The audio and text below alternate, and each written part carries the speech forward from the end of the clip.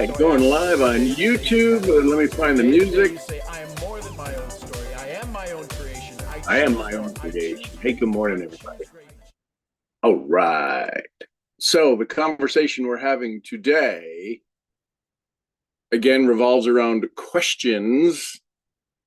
And the key is that wherever you're about to go in your business, wherever you're about to wind up in your success model, there's going to be questions. And they will either be asked of you or you will ask them of yourself. And I want to help you advance faster so you could arrive at the place you have dreamed of. So I'm going to take you through some this. I really love questions, and I want to ask you. I do a lot of work with the Stoics, right? A lot of training of myself with the Stoics, right? Epictetus and Aurelius and all the amazing philosophies of a couple of thousand years old already that still works today. So here's what I want to help you through. So what is the biggest challenge you're missing, right? I work with a very specific kind of person, type of person. I work with accomplished entrepreneurs, accomplished leaders who have mastered the game of results. Now, sometimes they're not getting the results. They're getting consistently the same results over and over and over. You've mastered that level of results, and you want more. You want to get better. And what you've realized is that the engine of your success, the engine of this particular avatar's success, is costing them their vitality. It's costing them their clarity. It's costing them their sense of self. Because you can go out and you can beat the bushes and you can achieve, you can put a check mark in, I did it, and then things seem to fall apart. Things seem to slip away, and you're constantly in that hunting mode. You're constantly in that survival mode. So if you've showed up on my YouTube page or somewhere in my social media, it's likely that you don't have a performance problems. You can do the right things. You have what I would call a presence problem. And here's what I've learned. You can't think your way into presence. You can't think, I'm going to do this. I'm going to, and you have to feel your way there. So today's not a lecture. You know, for the last 7 years that I've been doing this, it's rarely that I do a lecture. I like to do the live lab situation. So if you're listening to this, get a pen and paper, because there's going to be some work to do. I want to guide you through a series of questions, not for me to gather information. It's for you to have a direct experience of the gap between performing and leading from the center. Now, you've been to seminars and workshops where they've defined and they've helped you identify your gap. We're going to do that here. We have to know where the hole is that you keep falling into, right? And my goal is by the end of this conversation, you'll have the bridge that you can visit regularly to cross over that gap today and anytime that gap shows up in the future. So here's the only ask I have. As you go through this morning, today, tonight, whenever you're listening to this recording, as you go through this, I just don't want you to think about your answers. I want you to feel them. I want you to notice what happens in your body. As a neuroencoding specialist, right? What we think in our head shows up in our body, right? You've all done the lemon example where somebody says, imagine I have a yellow lemon, big yellow lemon, and I get my knife out and I cut it in half. And as I do, the juice starts to flow on the knife and down on the side, and I take the lemon and I pull it apart, and I've got these two beautiful bright lemons. You can smell it, and what I want you to do is I want you to put it up to your mouth, and I want you to take a big bite of that lemon. there's a good chance your mouth just started to water, and none of you have, I don't think any of you have a lemon in your hand. That's neuroencoding. We can have a vision so strong in our mind that our body responds and reacts to the thinking that we have. So I want you to notice what happens in your body, what happens in your chest or in your gut, right? Your chest is the thing, your chakra, your love chakra, your heart chakra. You got just below that, your solar plexus. I feel it in my gut. Sometimes it's in the doing chakra. Then you have your sacral chakra right around your belly button. Right? If your lower back starts to hurt, that's your I am, that's your root chakra. If you wind up having some coughing or challenges, or your throat gets dry, right? That's your throat chakra. All of these are energetic centers. I want you to notice where maybe in your body the resistance is living, right? By the end of this conversation, you're going to have a clear map of where your performance architecture, the way you build your performing, is costing you. Where is it costing you? And a tangible taste of what's on the other side. So take a big breath, settle in. So here's the first question. Right? This is about letting you, is it okay if you settle in? Can you give yourself a 90-second space to begin to look at your scaffolding that you build your success on, your infrastructure that you allow yourself to operate with? So I want you to close your eyes if you can. If you're in a safe space, not driving or operating any heavy equipment or doing brain surgery, don't close your eyes. If you can close your eyes, go ahead and close them. Take one slow breath in, hold it. Go ahead and exhale it a little bit more than you would normally exhale.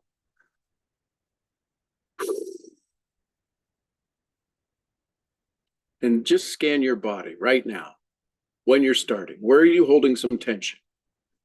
Is it in your jaw? Is it in your shoulders? Is it in your lower back? Is it in your chest? Where's there? There is stress somewhere. You wouldn't be here if it wasn't. Where is the stress residing? Where is it sitting? Just notice it.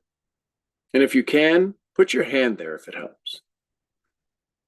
Now, here's a question I want you to ask yourself. This tension that you're feeling, this tension you've identified in your body, listen carefully. Is it from this moment, or are you carrying it from yesterday? Is this residual tension from last week? Is it residual tension from last year? What does it tell you? What is the tension revealing to you?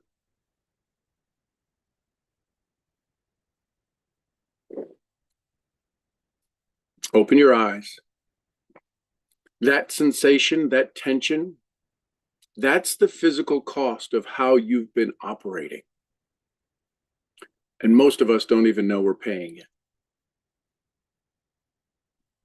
So the tension that you're feeling whenever you scan your body, ask yourself, is it from this moment or is it a residual tension? Is it residual from yesterday, yester week, yester month? Something that hasn't happened yet?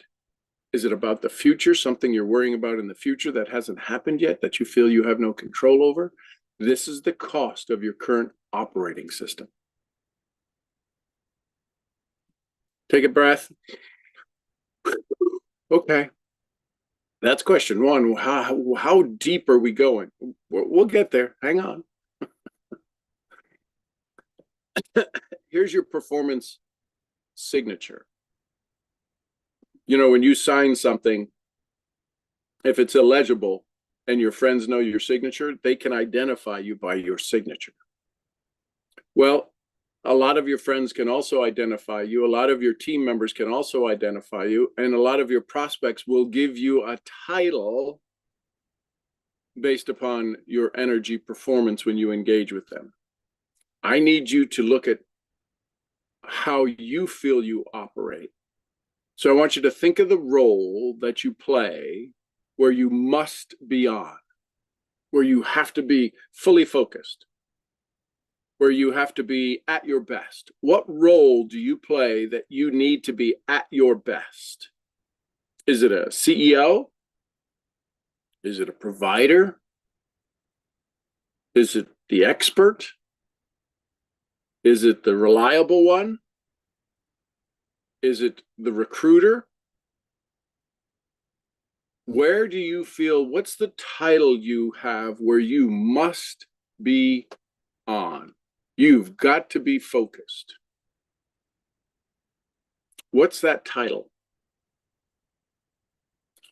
What's the word that describes the energy of that performance? So if you pick the word, a lot of the people in my audiences are in the powerful profession of home-based businesses, the side gig, the side hustle. And so where they need to be on most of the time is the recruiter, is the prospector. Maybe you're a public speaker and when you have to be on, you're a speaker. Maybe it's taking care of your parents and you have to be the provider. What is the role you feel you must be totally on for in your life? What single word describes the energy of that performance? When you perform that title where you have to be on, what's the word, the single word, not multiple words, not a sentence? What's the single word that describes that feeling? Is it heavy? Is it freedom?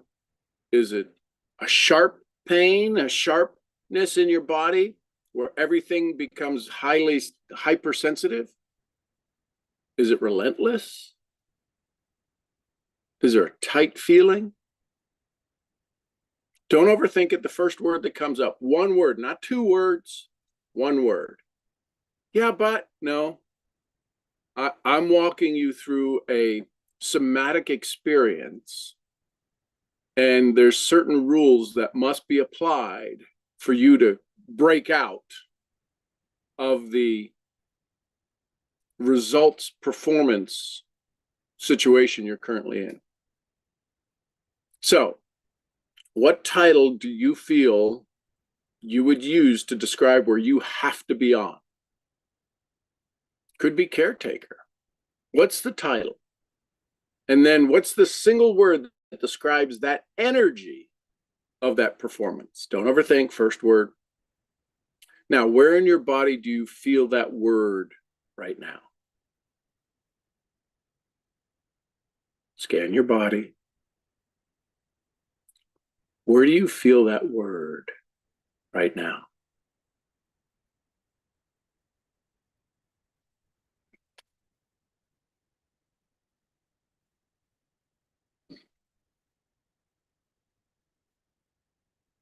Notice that the word isn't just a concept. It's a location in your nervous system. Right? We have the sympathetic nervous system and the parasympathetic nervous system. When your body responds to a particular word, to a particular thought process you're going through, and you feel it in your body, some location in your body, that's your nervous system adjusting, being attacked, causing a distraction. Your success is not tied to how many times you can think about your goal. Your success is tied to the way your body responds to you when you say you're going for your goal. This links identity to physiology. This links who you are telling yourself. So if you're using words like relentless, unflappable, and unyielding, that's part of your performance as an operating system. And your performance is an operating system inside your body. And the reason you won't outperform your operating system is because you're not feeling your way through the process. You are and this is everybody, this is 99% of the people that I work with who struggle with their goal achieving, and they keep getting similar results over and over and over. The only thing that's changed is the date and the year, and the results are the same. They may have some incremental growth. They don't have the exponential growth that they put down that they said they are worthy of, and they said they're capable of. So we're going to now confront that operating system. And this is where people start to fall off. We're only to question 3, and people start to disengage because they are so wired to who they currently are. Their body refuses to let them engage in an upgraded version of themselves. My questions aren't designed to disengage you. Your performance operating system will.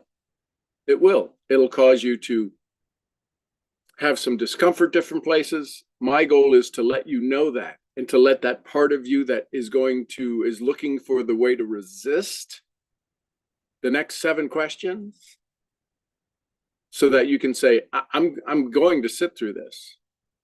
If he knows this is happening, he also knows how to get me through it.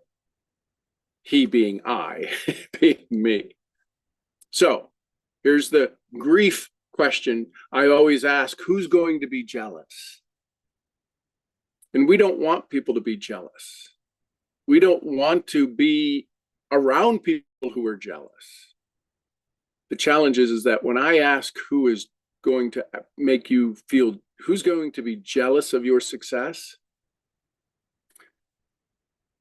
it's not the jealousy that your nervous system is worried about. It's about letting them down and making them feel bad. When you fully understand how simple the solution is to your success, is people are going to get pissed off, mad, frustrated, aggravated, agitated. They're going to ask you, have you lost your mind? There's going to be a level of grief around you that has never existed before, simply because you're going for your dreams. You're arriving at your destinations you said you would. You are keeping your promises. And if you keep your promises, there's a good chance people are going to get mad, even if it's to them. Why? Because it puts the burden of promise keeping on them. You didn't tell them, you didn't ask them, you didn't ask them to sign up for it. You signed up for it. So this is the grief check question. So what's one thing you've sacrificed to maintain that performance in last year? What's the one thing you've sacrificed to maintain your performance of last year? Well, what are you talking about? What did you sacrifice? Maybe it's a relationship. Maybe it's a health metric. Maybe a simple joy you used to have. How did you punish yourself last year by not achieving your goals, by maintaining your limiting performance system? What did you sacrifice? What freedom did you give up? Holy crap, it's early, Sean. I get it. Come back and watch the video at another time. The question isn't going to get any easier. And if you say this is too early, that's your body protecting itself. That's your old story saying, oh, well, I can't get into this early in the morning. I don't know when else would be the best time to do it. You don't have all of the distractions running in your day. That you have a fresh start. You're ready. You're capable. You said you wanted to have more this year in 2026. So what's the one thing? Point it out. Find it. This is finding the why it's going to be worthy of you to make the changes necessary inside of you to not be in the same place in December 2026. What was it? Was it a relationship? Was it a metric? Was it a freedom? What did you have to say no to consistently? Didn't have money? Now, again, this is a live lab. What's the physical sensation when you remember what you gave up?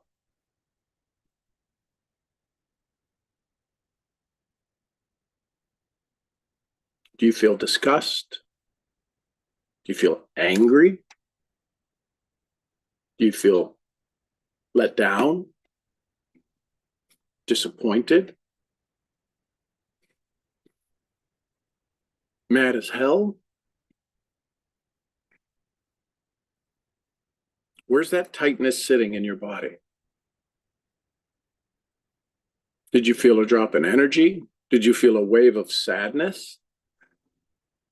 That's your body telling you something about the real cost of how you have been leading yourself.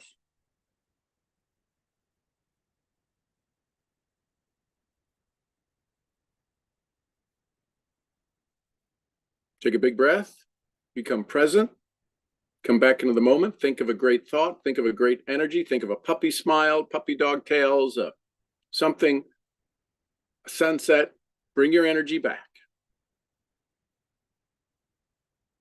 And if you were two things, one, able to bring your energy back to a higher state, doesn't that prove, isn't that confirmation that that old story exists right at the surface level, not even beneath the surface, right at the surface level, your default mode network, inside your brain, your self-talk, your stories, your awareness, your reticular activating system has those things right there at the tip of your fingers, the tip of your tongue. The first thing your default mode goes to is to that kind of energy with some very basic questions.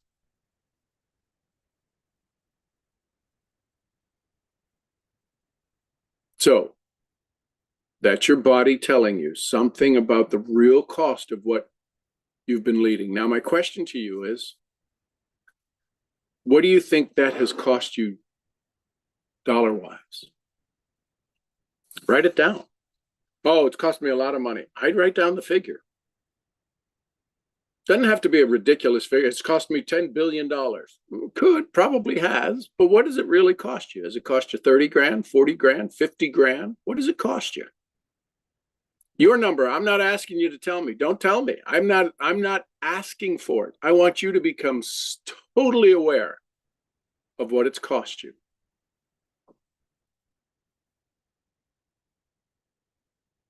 So now we're going to build a bridge. Now we're going to start the bridge building. You see the gap you were in. I don't want to leave you in the gap. This isn't gap training. This is bridge building questioning. So here's a diagnostic question. If you've ever seen any commercials or anything online, when somebody opens a bag of chips and the dog comes running over, there's called the puppy tax or the dog tax or the kitten tax or the cat tax. Right? When you go to do something, something shows up and you got to pay a tax. It's comical in its nature. I open a bag of chips and Seamus runs over. I have a Seamus tax. And if Seamus hears it, then Dublin runs over and then Molly runs over. And right. So I have a 5-dog tax.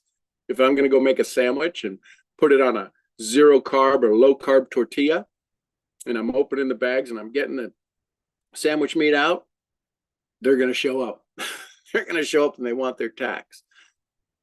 I want to ask you, this feeling of where you just were, that state you were just in, it's a tax.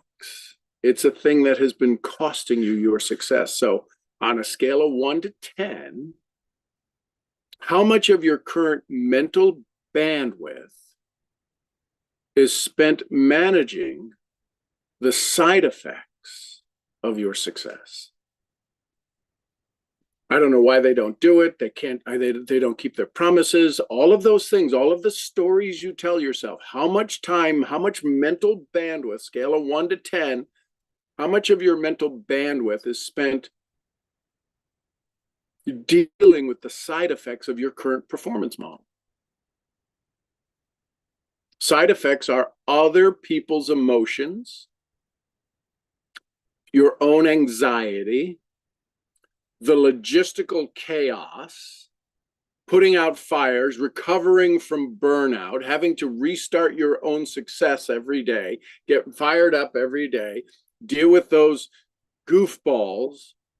Scale of 1 to 10, be honest with yourself. You're not going to impress anybody by saying, oh, I'm a 2, and you're not hitting your results. That's a lie. I'm just saying it is. I'm not going to be asking you these numbers. Now, if you decide to work with me, yeah, we're going to have some one-on-one, some heart-to-heart, some real big challenging conversations, because your performance model that you're currently using is keeping you stuck. It's producing a similar result over and over and over with a different date, a different month, similar results, different date, different month, different person, same performance model. So I want you, the reason I'm asking you this is because in creating value, in understanding where you have potential, that's the value you get to bring to the marketplace. If you're a 4, you have 6 levels of value potential that you can bring to the marketplace. If you're an 8, we have 8 pieces of ideas to rewire, right? Because the opposite exists. It's not about doing certain things. It's about doing things in a certain way. And the thing that is currently not in your performance model is the certain way that makes sense for you. Not my certain way, your certain way.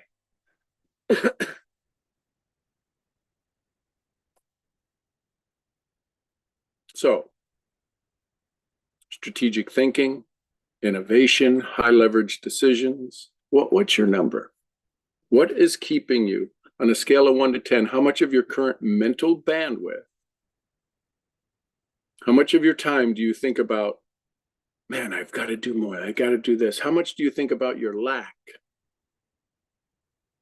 What would be your number? I can tell you what 40 years of research has taught me, that this is you looking at yourself. If you said 6 or higher on the side effects, here's what that means in terms of business. You're spending more energy managing the machine than running the machine. That's not a time management problem. That's an operating system problem. You're spending more time making sure the car has fuel rather than behind the wheel driving it. So this question is designed to connect with your inner fragmentation. We're simply not focused. I know this because this is me.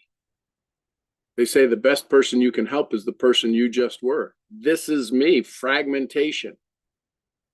My brain wants to travel at 1,000 miles an hour in 1,000 different directions. And it has the capacity to, because it's been doing it for 5 decades.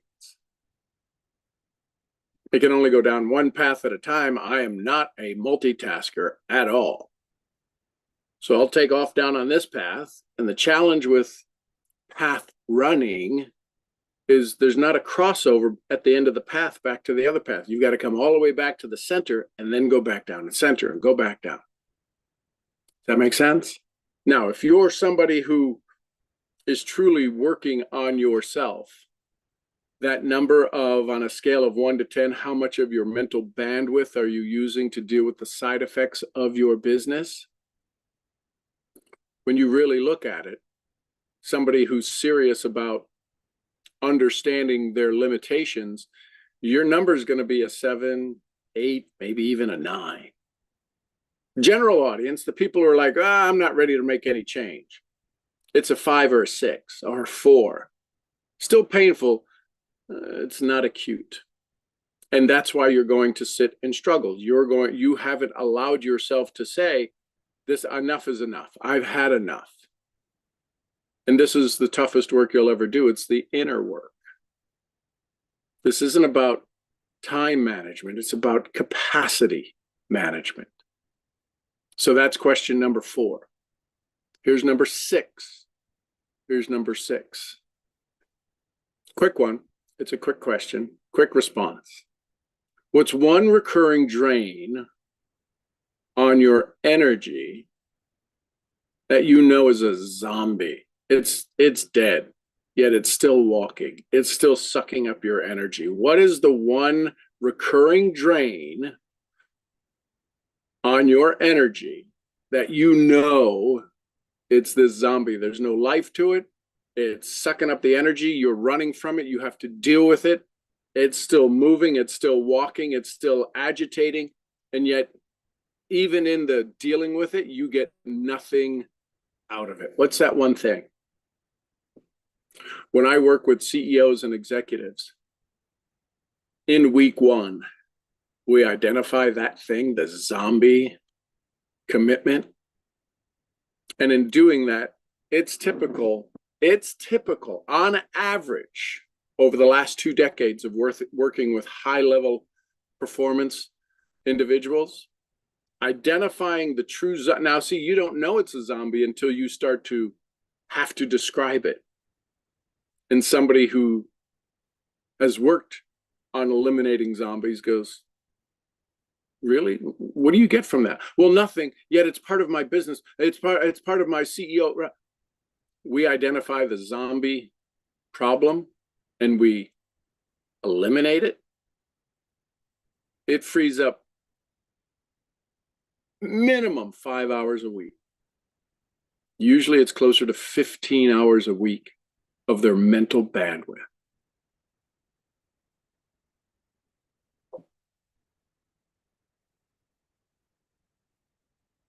What is a client relationship that's complete that you keep dealing with? Or a project you keep resurrecting that's not working? Or a commitment you made years ago that has no longer any value to you, no longer any service to you? What's that reoccurring drain on your energy that you know is a zombie? It's dead. It's not going to go anywhere. Even if it does get solved, it's never going to produce anything. And yet you keep chasing it. You keep letting it chase you away from your high-level performance. So, question, what's the new story you would tell yourself about why it has to stay? Think about that. You've now become aware of it, and you have a choice to eliminate it or to keep it. And if you keep it, you've got to come up with a new story because now you've seen it in a new way. What's the sophisticated, approving story you're going to tell yourself about why it has to stay?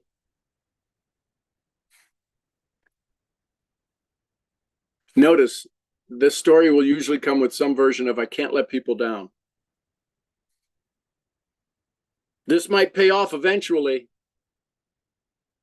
I'm the only one who can handle this.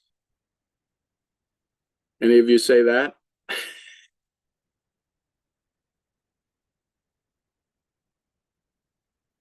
This story is your performance architecture defending itself. That's all we have to become aware of, is that your current performance will stay the way it is because it has a better defense to maintain that story than you have in an offense to move away from it.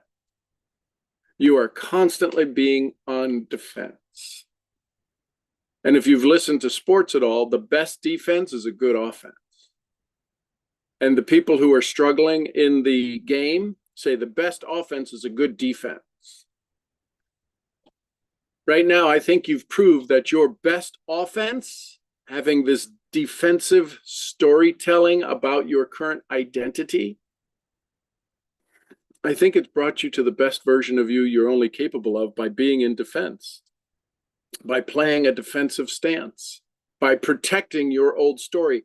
You are going to be required, if you choose to quantum leap, you're going to be required to go on to offense.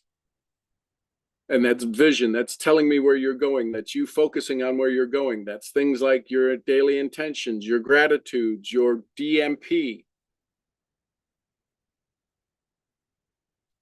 Because if your story, if you've listened to people, if you've ever managed people or did what's one of the toughest jobs in the world, to lead people, and you heard them say, I can't let people down. It might pay off eventually. This could be the thing that changes everything. I'm the only one who can do this. That story is your performance architecture defending itself. So if you were a student, if you were a client, I'd say, well, there's an immediate win right there. There's the low-hanging fruit we would talk about. We have to look at the expensive zombies that are in your life. Could be team members that suck up your time. I remember in the beginning of my world in networking, 25 years ago, 26 years, no, 25 years ago, I had zombie members that I thought were giving me great psychic income because they needed me. They sucked the life out of me. Maybe it's things you're a part of, things you volunteered for, committees you're a part of that are never going to bring you any value, yet you think because they say, oh, you're so important to us. Listen, when you die, you don't get to pass on the title of the best napkin folder at church. I understand it's valuable. But that's not what your family's not going to be able to survive off of any of that. So what I help you do is set up what I call strategic offboarding. How do you strategically offboard those ideas, those concepts? So now, again, big questions. Or are they? So now let's go into some somatic, sovereign conversations.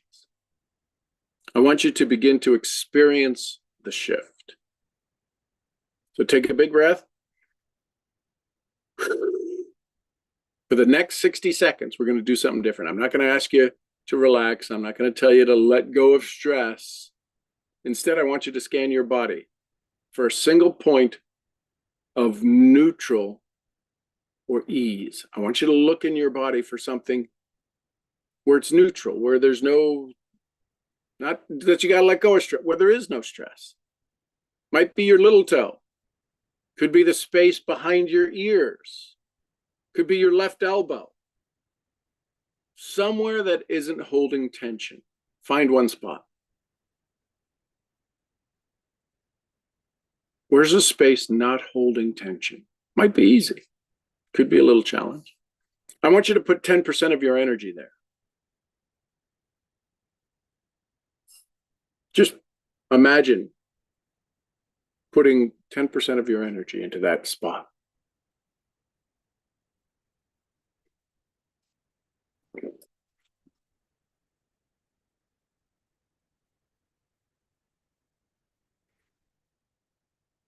Stay focused on that spot. Imagine just putting your energy there. Imagine you're creating a bank and you're creating this energy savings account in this place that's not stressed, that's not going to contaminate it. Just put your energy there.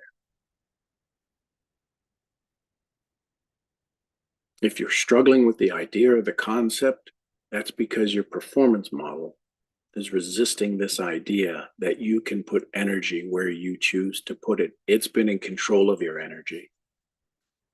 I want you to get excited a little bit because you are now maybe for the first time in a long time, you are deciding where your energy goes.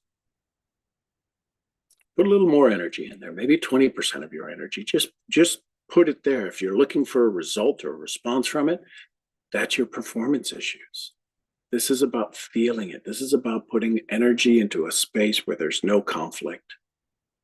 Just breathe through it. Now, if you haven't already, go ahead and open your eyes. What just happened? Even if it's subtle, did you notice the shift? Maybe you felt a softening in your body. If you had to describe the current model your body was in, was it calmer?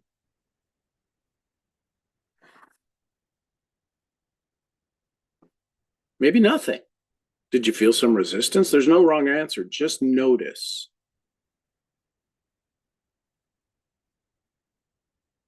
This is why when I work with people, I ask them to take 60 seconds. What we just did every hour, 60 seconds every hour. Just 1 minute to identify where they're at. This is state change. This isn't just an idea. This just isn't something cool that you'll remember to do 2 years from now. You can begin this every now. This is a live lab. Even if you're watching the recording and you're still here, we're doing this live, you and I. This is a taste of the soup moment. Imagine you're sitting down to a meal and the chef has described this soup you've never had, yet it seems to have all the ingredients you would like, and this combination, this blending of all of these amazing ingredients you already love that you've never had together in this way. You've had all the ingredients individually. It's now in this delicious soup, this delicious broth, this delicious chili, whatever it is that you feel would be this most amazing meal you could sit down to, and you take that first little sip, that first little taste, and it starts to flow into your body, across your tongue, and you're tasting all of the sensations, and it's simply divine. That's what we're beginning to experience. It's not the whole meal. It's not the 7 courses that you're going to get. It's not the amazing dessert. This is the first taste of the soup of the first meal of your high-level performance that you're going to consume for the rest of your forevers. So here's number 7, right? Here's question 7. This is aligning your action. This is that little seed we need to plant, because we're starting a new garden. Same ground, new garden, new things we're going to grow. From a little bit more of a grounded place, even if it's just 5% calmer, I want you to ask yourself, take a breath. What's one tiny, almost trivial action I could take today that would feel like a breath of fresh air? Instead of another item on my to-do list. What's one tiny, small, trivial, possibly even a trivial action you could take today that would feel like a breath of fresh air? Not a big strategic move, something simple. Maybe it's a 10-minute walk that you give yourself. You hear me talk all the time about rewarding yourself for the actions you are taking that are new, that are transformative, and it's the simplest of transformative. The 10-minute walk, what's your reward? Maybe it's saying no to one meeting today. Maybe it's sending an honest text to someone you've been avoiding. What's something that's small, yet it's the nail in the tire. It's leaking your energy out. I want you to think about that for just a second. What's that task you could do? Some of you are hard drivers. Maybe you've already done it while I'm talking to you. What comes up? What pops up? What do you feel? What Did you come up with a solution to that question? What's the trivial thing you could do to move things forward? Instead of it being on your another to-do list item, this is something, okay, I'm glad that I did that. This takes your current presence, your current level of being present, and starts to build momentum. Not just relaxation, starts to build momentum. This is how people ask me all the time, how do I get momentum? I just spent 5 minutes describing the perfect format to begin momentum. It's the smallest little thing, right? If you've ever pushed a car, you don't have momentum while you're in effort of breaking gravity, of breaking it standing still, right? A rocket uses 30–40% of its energy to get it 2 inches off the ground. To break that momentum, how heavy is the thing? How heavy is the resistance of your current performance model that doing this non-trivial thing brings you joy? Think about that.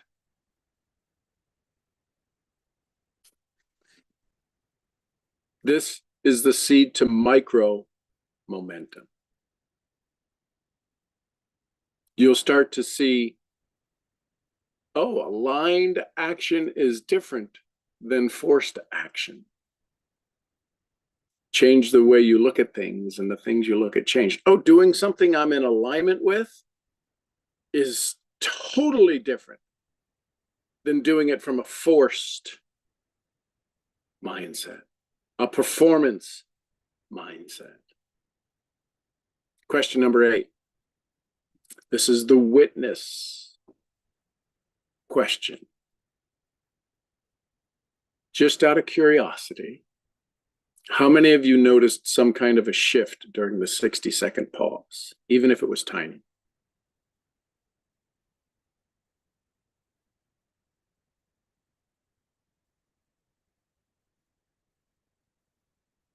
Did you feel it?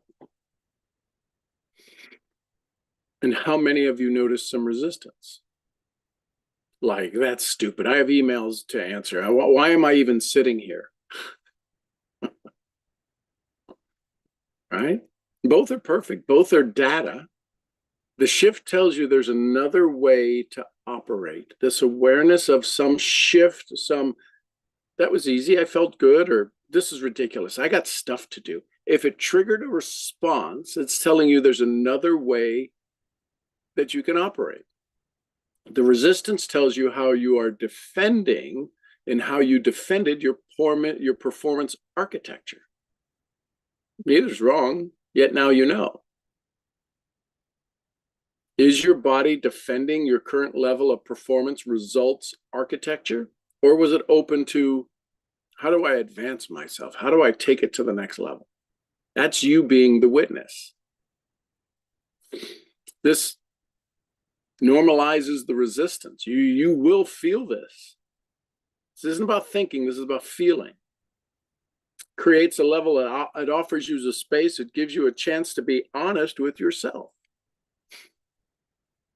And this is about noticing, not performing transformation. This is simply about noticing. Do I have space to grow? Am I really defending my old story? Who am I when I answer these questions? So now here's the invitation. Imagine a version of you that showed up in the moment of a pause that could lead your life for a week. Simply in a pause, the version of you, the avatar that you've always been seeking, the avatar you've always said that exists, the avatar that is the one who achieves your dreams. Imagine if they could show up to help lead your life for a week. Maybe not just for a week, maybe for 2 or 3 days. Not a forever avatar. This is just, how do I get through the next 72 hours with joy, peace, and happiness? How do I catapult myself forward? What's the first thing that would change? Take a pause.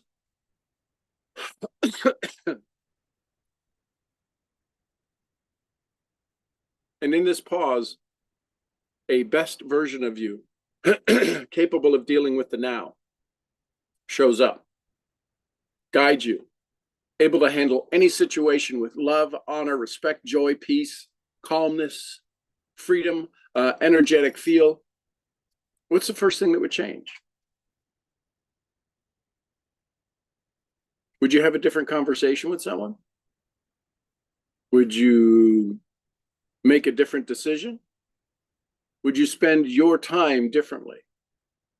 The avatar that is you, the version of you that already exists inside of you, that just was undeveloped and accessed, now can guide you, run you for the next 24 hours. What would change? What comes up?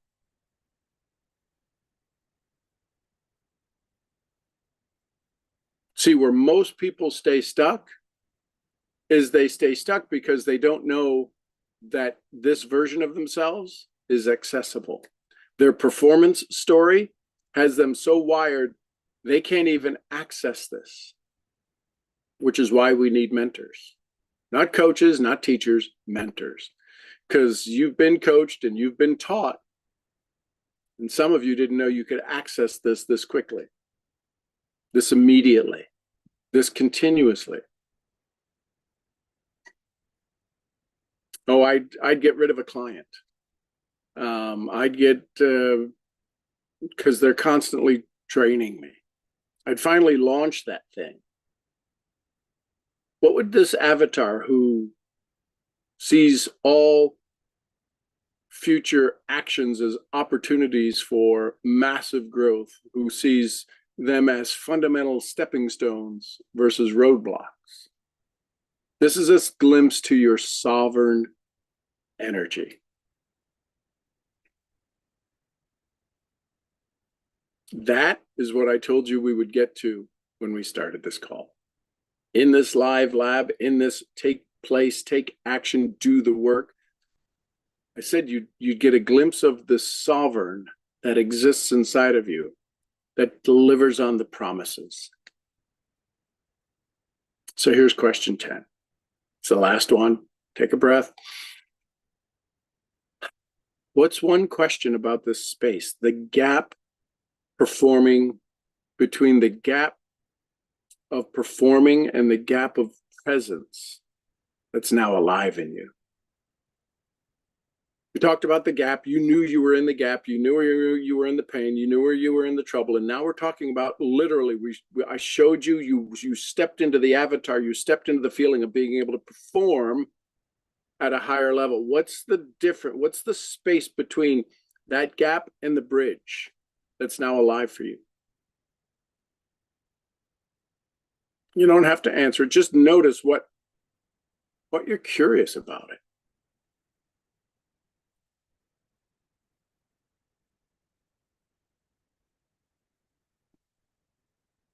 This is where we'll start our conversation. If you decide, I want more of this.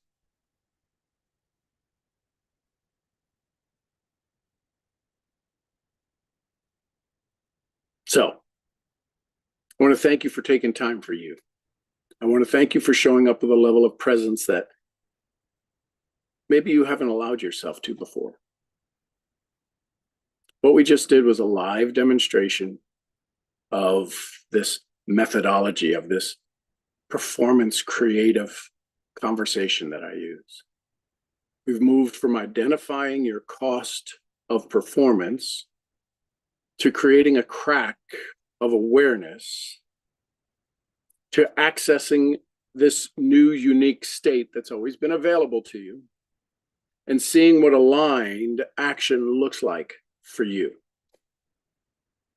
This is the foundation of what I call, what I lead, something I've created called the Embodied Sovereign Protocol. It's not about adding more tools to your exhausted toolkit you already have. This is a strategic, it's the word I'm looking for, strategic dismantling of the performance operating system that has been installed inside of you, that has been activated inside of you. And then taking the performance operating system that needs to run, that you want to run, that keeps you up at night saying, when is it my turn? When am I going to have a chance?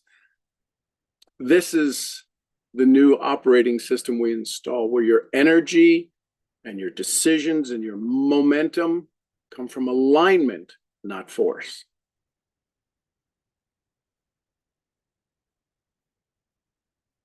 So what happens when you step into this embodied sovereign protocol? You typically reclaim 5 to 10 hours per week of being able to do more of what you want, less of what you don't. You cut decision-making time by at least 40%. And on average, what I've seen in the past, people typically have a 20-30% improvement in their output quantity by doing less, right? It's not about doing more. It's about doing more of what works. So if anything today resonated and you're generating 100K plus,